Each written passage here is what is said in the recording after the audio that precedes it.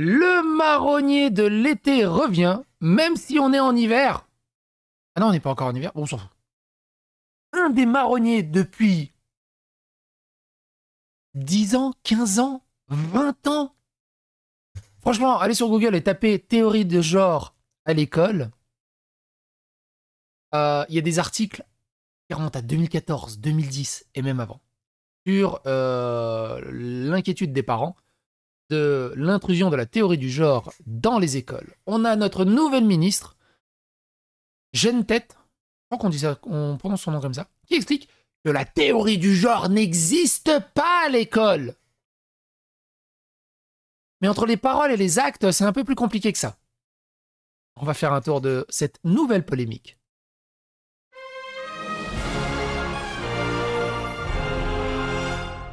Attention, please. Je rappelle en ultra guillemets. Attention, en ultra guillemets. Qu'est-ce que c'est la théorie du genre? C'est étudié aux États-Unis, ce sont des études de genre également. C'est étudié également en France. Je crois que Sciences Po a carrément un diplôme là-dessus. Je dis pas de bêtises. Grosso merdo, c'est un homme, une femme, c'est pas que la sexualité, c'est pas que le sexe biologique. Un homme peut se sentir femme, une femme peut se sentir un homme.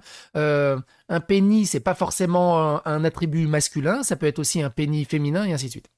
C'est ça, grosso merdo, je résume. J'ai une playlist qui est dédiée à Evras et l'éducation sexuelle pour les enfants, je vous invite à regarder.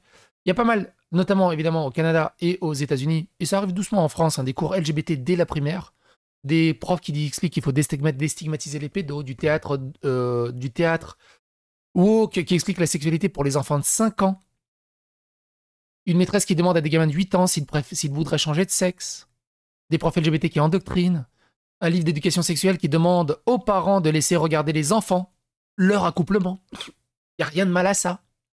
Combini qui explique comment servir de son clito à des enfants de 5 ans. Bref, plein de trucs. Plein de trucs dans cet ordre-là. C'est ça, c'est ce que regroupe la théorie de genre. Donc forcément, les parents s'inquiètent un peu.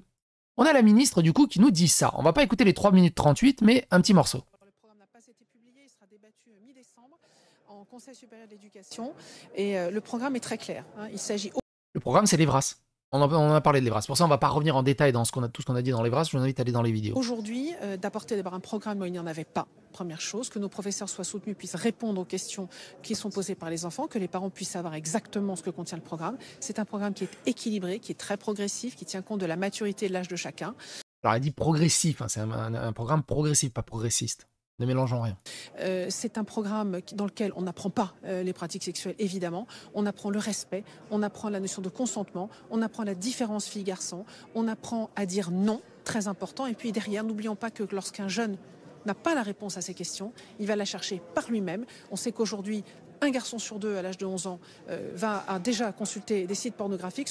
Et là-dessus, elle a raison. Là-dessus, elle a raison.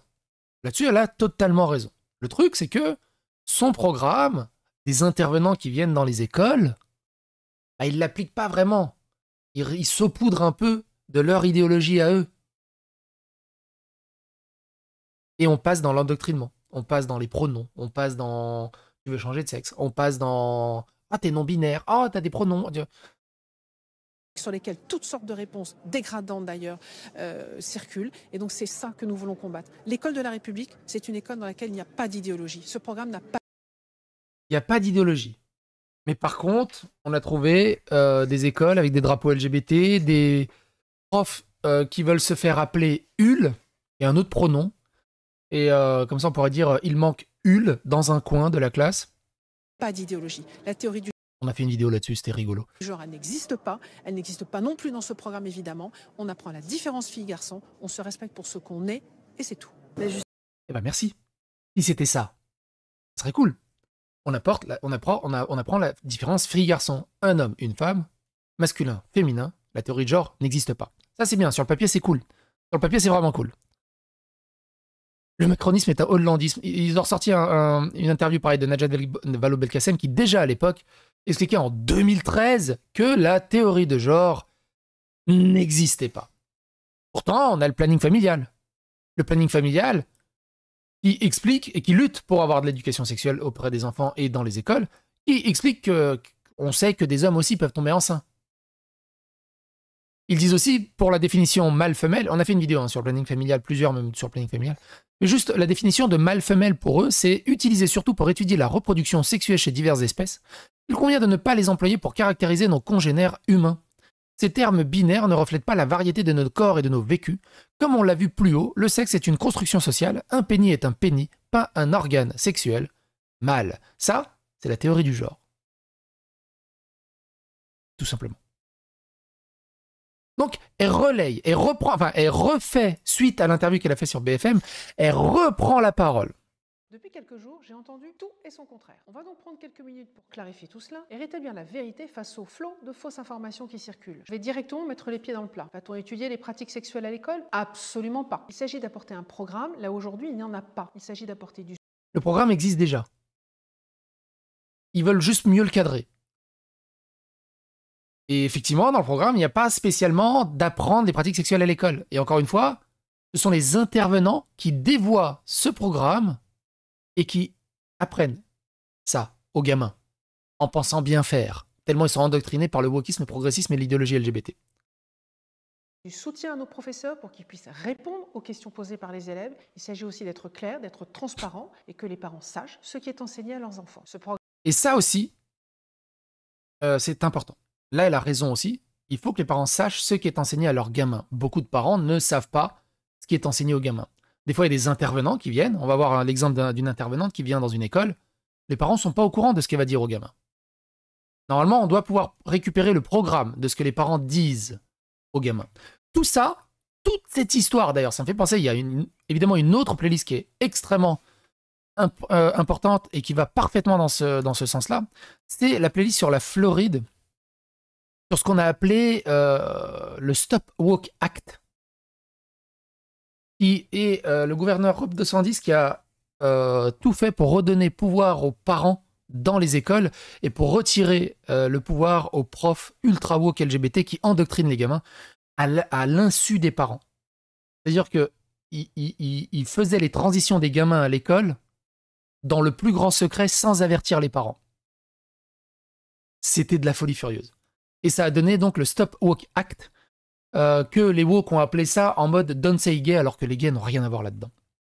Enfin, c'est pas le problème, c'est pas d'être gay. Le problème, c'est l'endoctrinement et le dévoiement des enfants.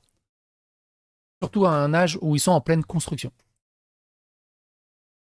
Programme, comment ça se déroule? C'est un programme équilibré, très progressif, qui tient compte et de l'âge et de la maturité de chaque enfant. Tout petit, à l'école primaire, on va apprendre à lire les émotions, on va apprendre le respect, on va apprendre le consentement, on va apprendre à dire non et à savoir faire respecter le non que l'on dit. La réalité, c'est qu'aujourd'hui, en 2024, un jeune qui n'a pas de réponse à ces questions, il va les chercher lui-même. Et où va-t-il les chercher? Sur Internet. Et aujourd'hui, la réalité, c'est que chaque mois, 2,3 millions de mineurs consultent des sites pornographiques. Et ça, c'est un véritable problème. Ça, là-dessus, pas grand-chose à dire. Moi, j'aime bien, c'est l'État aussi qui dit ouais, c'est bon, on a obligé les sites à mettre un bouton où il faut cliquer oui, j'ai plus de 18 ans, non, j'ai moins de 18 ans. Ouf! Je vais te foutre la gueule du monde. Et on a à l'âge de 12 ans déjà 1 sur 3 qui a déjà vu des images pornographiques. Je me refuse à ce que la pornographie soit les réponses à nos jeunes. Ils doivent savoir que la pornographie est dégradante. Ça n'est pas la vraie vie. On ne peut pas laisser l'éducation à la sexualité au seul contenu Internet. Le rôle des parents est indispensable, évidemment. Et l'école aussi a un rôle à jouer. Je vous fais cette vidéo pour être hyper claire, très précise. Je veux contrer les fausses informations qui circulent. Je veux contrer les obscurantismes. L'école n'a pas d'idéologie. L'école n'a pas d'idéologie, mais il la laisse rentrer énormément à l'intérieur. Énormément. Et c'est un problème. Le programme, je veux le rendre accessible, je veux le rendre transparent et les parents pourront le consulter librement. Je sais aussi que ce programme permettra de lutter contre le harcèlement, permettra de lutter contre les violences sexistes et sexuelles, permettra de prévenir les dégâts causés par la pornographie et permettra aussi de limiter la propagation des infections sexuellement transmissibles. Je le sais et c'est pour ça que je veux que ce programme soit mis en place. En plein procès de l'affaire Mazan, il est plus que jamais nécessaire de prévenir les violences, d'éduquer nos jeunes et Enfin, pour l'affaire Mazan, je pense que même si elle était éduquée au programme, ça n'aurait rien changé. Mais bon, elles veulent rendre le programme transparent, ce qui est plutôt cool. On verra une fois qu'il sera sorti, ce fameux programme. Alors, Psychodélique lui a répondu. Psychodélique lui a dit « Vous êtes bien gentil, mais dans la pratique des intervenantes auprès d'enfants dans les écoles expliquent le contraire. Ils sortent de votre programme et appliquent leur idéologie wokiste sans suivre ce que vous dites. » Petit exemple. En ce chouette mercredi matin, laissez-moi vous parler de mon expérience d'éducation à la sexualité dans les collèges et en colonies de vacances. Si vous êtes prof et en manque d'inspiration, n'hésitez pas, mais je ne prétends pas détenir le savoir absolu, c'est ma méthode. Elle applique sa méthode et rien à voir avec le programme qui est imposé par l'éducation nationale. Il n'y a pas d'âge pour cela, ça peut être 6 ans comme 20 ans en fonction du questionnement de l'enfant. L'essentiel est d'en parler pour qu'il soit légitime à poser des questions parce que le sexe, c'est normal.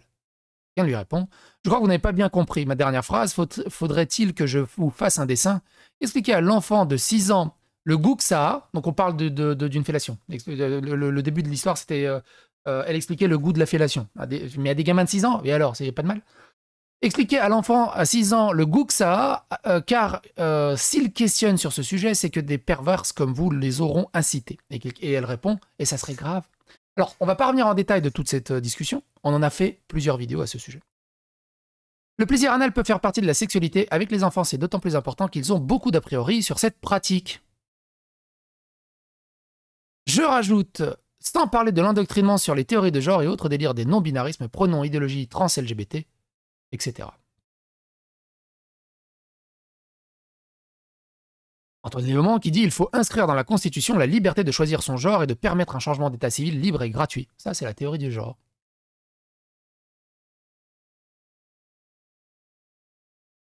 Marion Maréchal qui dit « Vous êtes manifestement extrêmement qualifié pour, en effet, venir parler à nos enfants d'éducation à la sexualité. » Et l'épingle le planning familial qui dit « Monsieur le ministre délégué Portier, vous vous faites le porte-voix du mouvement conservateur et réactionnaire. Ce qui se joue aujourd'hui est grave. La remise en cause du programme de l'éducation à la sexualité. Vos arguments sont fallacieux et orientés. Voici pourquoi. » Alors, il raconte de la merde en dessous.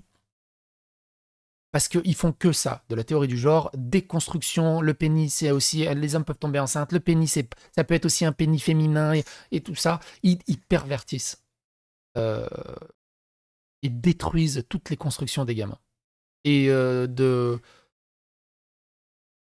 la construction familiale. Ça s'appelle le planning familial, ils détruisent tout. De tout ce qui concerne la famille et de tout ce qui représente la famille. Mais Public Sénat a raison, là, ce qu'il disait. Écoutez ça. Vous conviendrez avec moi, et il est toujours utile de le rappeler, que les parents sont et doivent toujours rester les premiers éducateurs de leurs enfants, en particulier. Exemple parfait hein, de théorie du genre implicite, sournoise, à l'école, avec, souvenez-vous, les formulaires qui arrivaient, et il y avait écrit parent 1, parent 2. Tu sais, t'es obligé de rayer parent 1, père, rayer parent 2, mère. Complètement débile. Des écoles qui ne font plus la fête des mères ou la fête des pères.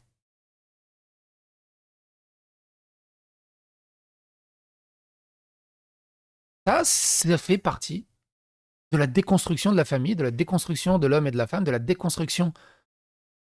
Et ça rentre dans les éducations de genre, dans la théorie de genre. Dès lors que l'on touche à ce qu'il y a de plus intime et de plus privé chez l'être humain. Malheureusement, nous vivons aussi une époque qui nous interdit d'être spectateurs face aux violences sexuelles, en particulier que subissent nos adolescents, face aux violences intrafamiliales, face aussi à la prolifération des images à caractère pornographique dans le quotidien de nos enfants. Est-ce que l'école a un rôle à jouer? Oui. Et très concrètement... Je suis d'accord là-dessus aussi. Hein. L'école a un rôle à jouer là-dessus. Il faut parler, au bout d'un moment, de sexualité à des gamins. Maintenant, à quel âge, à quel moment et comment, c'est important. Moi, de mémoire, de souvenir, je crois que c'était au collège, ils en avaient parlé. Ils avaient ramené un... Merde, je sais même plus comment on appelle ça. Un manège en bois et on mettait des capotes dessus. D'ailleurs, plus personne n'en parle des capotes. C'est fini la mode des capotes. À un moment, moi, je me souviens, on en parle tout le temps. Des capotes partout. Capotes. J'ai l'impression que c'est passé de mode. C'est assez incroyable. Si je me suis investi sur la question de l'interdiction du téléphone portable, c'est pas pour rien. C'est que je ne me résous pas à ce que la première image de la sexualité que nos gamins vont découvrir, ce soit une image dans une cour de récré à 9 ou 10 ans sur un téléphone portable d'un copain. Et évidemment, l'école a pour mission de protéger nos enfants. Oui, on en avait fait une vidéo, ça, Woody. Widou. Faut plus dire parents, mais géniteurs de l'apprenant. On avait fait une vidéo de ça aussi. Et en même temps de les aider à construire leur jugement par eux-mêmes. C'est pour ça effectivement qu'il faut un programme pour les aider à comprendre le monde qui les entoure. Mais c'est aussi pour ça qu'il est évidemment hors de question de laisser faire tout et n'importe quoi. Et je vous le dis à la fois comme élu, mais aussi comme beaucoup ici en tant que père de famille.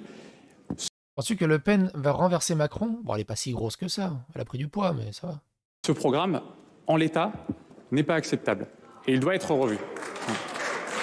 Et aujourd'hui, j'ai 3 réserves importantes que je partage avec une totale franchise avec vous. Premièrement, je m'engagerai personnellement pour que la théorie du genre ne trouve pas sa place dans nos écoles parce qu'elle ne devrait pas y avoir sa place. Et oui, c'est bien gentil quand le ministre dit « Oh, il n'y a pas de théorie du genre, ça n'existe pas, regarde dans nos programmes, ça n'existe pas. » Ouais, dans ton programme, là. Mais les intervenants, les enseignants, le personnel encadrant, le personnel administratif des écoles, ils le pratiquent, ils le mettent en place, ils le font.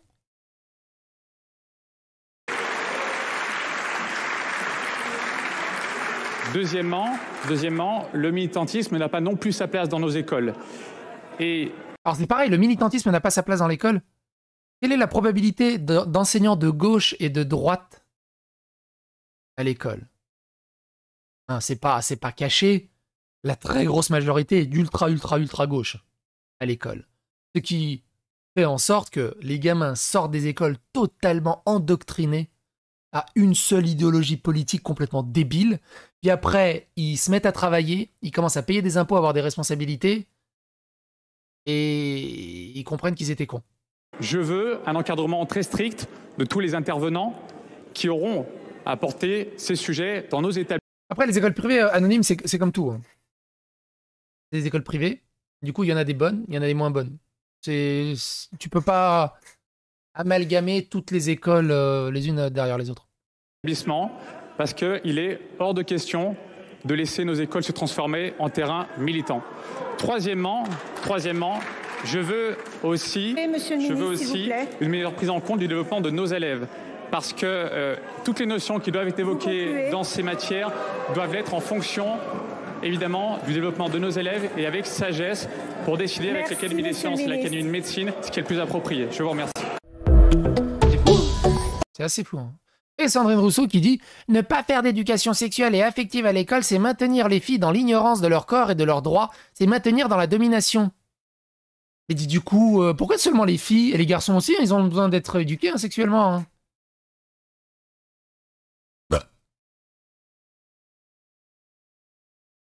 Au bout d'un moment. Bref. Et vous, qu'est-ce que vous en pensez de tout ça? Les commentaires sont là, n'hésitez pas à donner votre avis et votre opinion dans les commentaires. Bon courage à vous.